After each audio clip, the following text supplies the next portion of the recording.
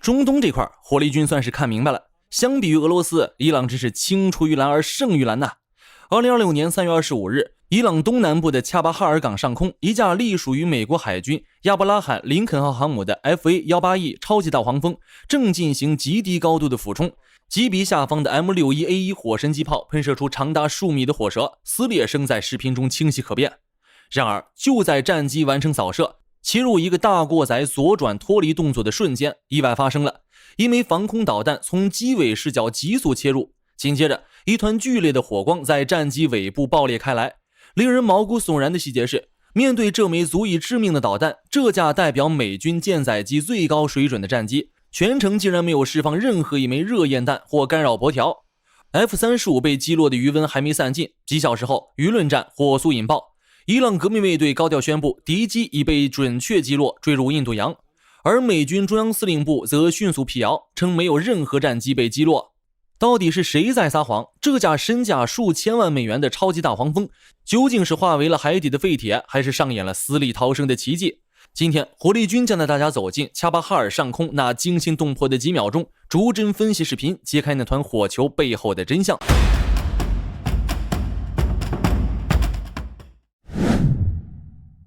首先我们先看视頻，通過慢速視頻我們可以看到，導彈在飛機尾部引爆，這團火球的長相有些奇怪。正常爆炸產生的火球應該是向四周均勻擴散的圓球。從武器殺傷力學角度來看，如果這枚導彈實現了直接命中，也就是實打實的撞在了戰機的鈦合金框架上，那麼在巨大的動能和化學能對撞下，爆炸能量會以撞擊點為中心，呈球狀向全方位劇烈擴張。這種情況下通常伴隨着災難性的解體和大規模燃燒。我們看到的應該是漫天飛舞的機翼殘骸和一團失去控制的火流星，而視頻上很明顯能看到，這是一種明顯的拉長形態，其火光是沿着導彈原本的飛行軌跡向前延伸的。這種形態只有一個解釋，導彈並未撞上機體，而是在極近距離觸發了近炸引信。視頻後續幀顯示，在這團爆炸的火球中有明顯的破片被拋射出來，而 FA-18 戰機在爆炸後繼續保持着平穩的水平飛行狀態，並未出現失控、拉煙或墜毀的跡象，安全脫離了交戰空域。就在導彈逼近的時候，這架隸屬於一警中隊的 FA-18 憑借着飛行員極高水準的大過載左側急轉脫離，硬生生的在死神的鐮刀縫隙裡擠出了幾米的生存空間。在火光消散的一瞬間，這架超級大黃蜂沒有失控翻滾，甚至連航向都沒有發生劇烈偏移，它依然穩穩地保持着水平飛行姿態，隨後迅速加速脫離。這得益於大黃蜂極其強悍的雙發冗餘設計，即便導彈破片掃中了其中一台發動機，或者切斷了部分液壓管路，飛行員依然可以憑借另一台 F414 發動機提供的澎湃動力，以及戰機高度自動化的飛控系統強行穩住陣腳。這次事件和 F-35 恰恰相反， F-35 是因為駕駛員自大，把本該在高空警惕滲透的行動硬生生拉到近地高度，而 FA-18 本身就是兩用戰機，從路人的攝影角度也能看出來，這次 FA-18 執行對地攻擊後被鎖定，離地距離並不高，這個距離對於導彈的速度而言幾乎是一步之遙，而飛行員始終處於警惕，用極高的駕駛技術規避了這次襲擊。為什麼 F-18 現在只能靠人員的作戰素養來規避導彈的襲擊呢？伊朗又用的什麼高科技能夠險些白日夢成真呢？在恰巴哈爾的交戰視頻中， FA-18E 超級大黄蜂的雷達告警器接收機全程保持沉默，這並非系統故障或技術代差，而是源於紅外技術的固有物理特性。不同於主動雷達制導需要發射電磁波进行探測，紅外制導屬於完全的被動偵測，在電磁頻譜上幾乎不留痕跡。當防空導彈發射時，戰機上的電子防禦系統無法通過電磁波特徵感知到威脅。伊朗在恰巴哈爾附近部署的穆薩克2便攜式防空系統是此次戰術攔截的核心手段。作為一種改進型紅外制導武器，穆薩克2採用了雙色紅外尋導器，能夠同時探測兩個不同波段的熱輻射。這種設計不僅提高了對發動機噴口熱信號的捕捉精度，更具備了初步區分目標熱源與環境背景干擾的能力。在恰巴哈爾這種沿海且地形複雜的低空環境下，穆薩克2不產生電磁輻射的攻擊特性，直接繞過了美軍戰機以雷達告警為核心的電子防護網。這種威脅並非美軍預警技術的缺失。事實上，美軍戰機配備雷達告警系統和導彈逼近告警系統，在面對雷達制導導彈時具備極高的攔截成功率。然而，在極低空執行任務時，地面雜波和複雜的光電環境會壓縮傳感器的反應窗口。當穆薩克2在極短距離內發射時，導彈的飛行時間往往只有幾秒，這已經逼近了自動化防禦系統的極限。在這種電子設備與物理邏輯面臨瓶頸的極端環境下，作戰體系的韌性便完全轉移到了飛行員的職業素養與訓練深度上。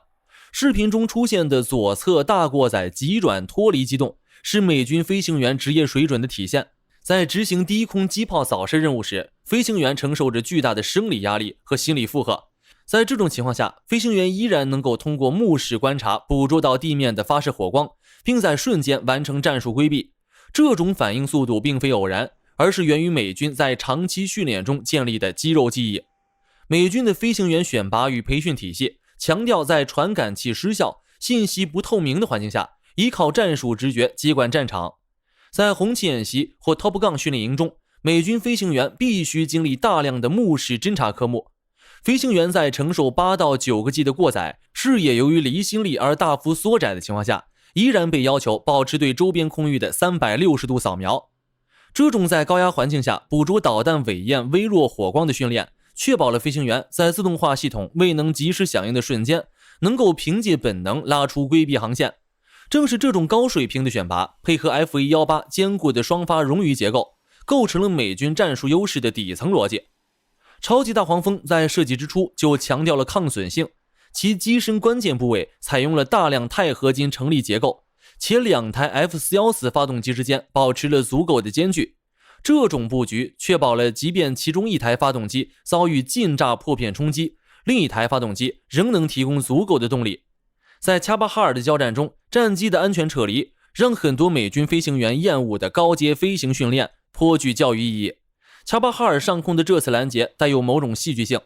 大家都在講美國大兵只會依賴高科技。從過往美軍的戰績來看，他們通常是用一種高科技碾壓或者超額的火力配置去制勝的。還有人嘲笑美軍少爺兵脫了裝備，估計連大猩猩都打不過。這種嘲諷如今被現實狠狠打臉。美軍這次給火力軍上了一課。當火力軍沉迷於高科技的未來作戰時，認為單兵素質既不是现在美軍強项，也不能作為主要實力參考。但我們試想一下，假如不是這位飛行員的高超技術，伊朗一旦擊毀 F-118，雖然實際損失其實並不大，象徵意義遠大於實際意義。再加上伊朗從他好兄弟俄羅斯那裡學到的春秋筆法、標題黨，那確實夠美軍頭疼一會兒的。美軍的單兵能力得到了驗證，但是再好的駕駛員開上卡羅拉也跑不了 F-11。高超的飛行技術是需要匹配一台容錯大的戰機的。也有很多人好奇，我們都知道 F-35、F-22、A10、A29， 但為什麼超級大黄蜂前面是 F-A 呢？ F-118 的起源本身就是一段典型的逆袭故事。它的前身是諾斯罗普公司在20世紀70年代競標美國空軍輕型戰鬥機計劃的 YF-17 眼鏡蛇。雖然在那場競爭中輸給了後來的 F-16， 但美國海軍卻一眼相中了其雙發設計的安全性。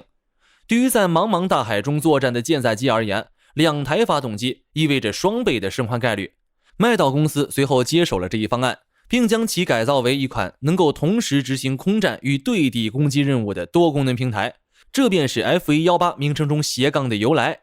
到了20世紀90年代，為了替代昂貴且維護複雜的 F-14熊貓，波音推出了深度改進的 FA-18E-F 超級大黄蜂。儘管外形與早期的大黄蜂相似，但超級大黄蜂實際上是一架全新的飛機。它的機身放大了約 25%， 內部燃油增加了 33%， 机翼下方的掛架從9個增加到11個。更重要的是，它換裝了2台單台推力高達98千牛的通用電氣 F-414 GE400 發動機。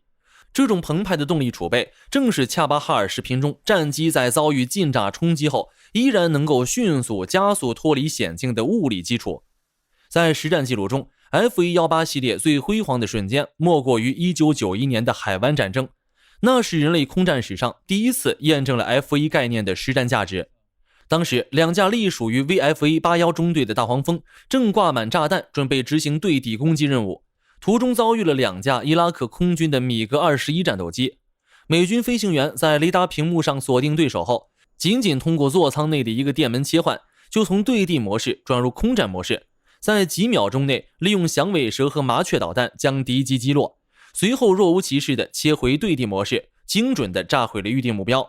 這種中途換裝的能力徹底改寫了現代艦載機的作戰邏輯。在配置層面，現役的 Block 3型超級大黃蜂已經進化到了數字化的巔峰。它換裝了有源相控阵雷達，具備極強的多目標追蹤與電子對抗能力。座艙內部署了巨大的觸摸式多功能顯示器，配合聯合頭盔顯示系統，讓飛行員能夠實現看哪打哪。此外，它的機身蒙皮經過了雷達吸波材料處理，雖然不能像 F-35那樣實現完全隱身，但在複雜的電磁環境下，其較低的雷達散射截面積配合高性能的電子干擾吊艙，足以讓大多數陸基防空系統難以鎖定。關於這款戰機，飛行員群體中流傳着一個有趣的綽號——犀牛。這個名字最初是為了在航母甲板的無線電通訊中，將體型更大的超級大黃蜂與老款大黃蜂區分開來。久而久之，犀牛成了它強悍、耐操且具備極強衝擊力的象徵。在海軍飛行員眼中， F118 或許沒有 F-22 那樣的科幻感，也沒有 F-14 那樣的浪漫氣息，但它是那種無論在什麼天氣、什麼海況下，只要你推下油門，它就一定能帶你完成任務，並帶你平安降落的老夥計。2017年，在敘利亞上空，一架超級大黃蜂擊落了一架蘇-22戰鬥轟炸機，那是美軍近20年來首次在空戰中擊落敵方有人機。而到了2026年的恰巴哈爾，這種實戰基因再次得到了驗證。當戰機在超低空承受了穆薩克爾導彈的破片殺傷後，其內部的冗餘飛控系統和堅固的結構件發揮了關鍵作用。在美軍的後勤體系中，這種抗損性意味着極高的出勤率。一架受損的大黃蜂回到航母後，地勤人員往往能在短時間內通過更換模塊化組件讓其重返戰場。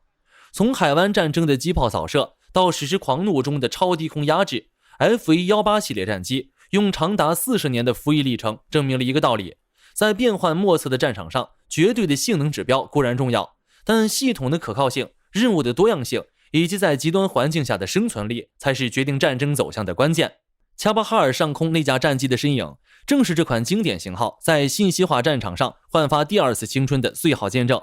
它不僅是美國海軍的拳頭，更是現代航空工業在人機協作與冗餘設計平衡點上的傑作。恰巴哈爾上空的這幾秒鐘交鋒，主角不再是我們常見的黑科技。這架超級大黃蜂能安然無恙地飛走，靠的不是幾千萬美元的電子防禦系統，而是一個活生生的人，是那個坐在駕駛艙裡承受着巨大心理負荷，還能憑借肉眼捕捉火光並拉出極限動作的美軍飛行員。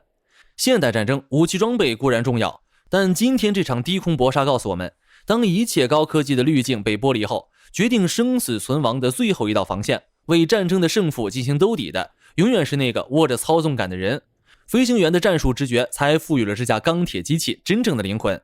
真正的軍事強國，可怕的不僅僅是他們車間裡造出來的隱形戰機，更可怕的是他們有一整套極其嚴苛的體系，能源源不斷的批量生產出具備頂級抗壓能力的操作員。高科技他們有，單兵素質他们依然拔尖，這才是最讓人感到窒息的實力代差。我們平時總沉迷於討論 AI 算力和無人機，但在未來那充滿未知和干擾的戰場上，是絕對依賴高科技的系統更靠譜，還是這種人機合一的極致單兵素養更具備掌控力呢？好了，今天就和大家聊到這裡。如果你喜歡本期視頻，別忘了點讚關注，也歡迎在評論區分享你的看法。你覺得伊朗什麼時候才會有真正的戰果呢？我是火力軍，我們下期見。